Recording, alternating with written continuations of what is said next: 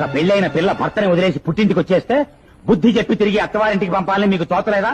అక్కడే నిలబడి మాట్లాడుతున్నారు. లోపలికి రండి అన్నయ్య గారు. ఏటో మా గజగజలు ఆడిపోతున్నావు ఇతగాని చూసి. ఏల లోపలికి రావాలా?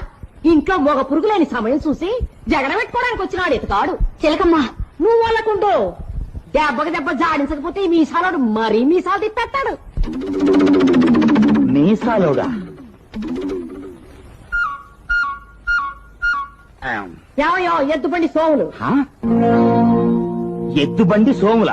నా పేరు ఎడ్మండ్ శామ్యూల్. మరి నాను అరే కదా అంటున్నాను, ఎద్దుబండి సోములు.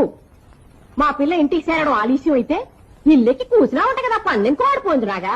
మా పిల్ల రేత్రి 10 గంటలకు వస్తుంది, 12 గంటలకు వస్తుంది, 14 గంటలకు వస్తుంది. వస్తే ఇవాళ వస్తుంది, లేకపోతే రేపు వస్తుంది. అసలు రాకపోతే రానే రాదు. అది మాడజాతి స్వాతంత్రం.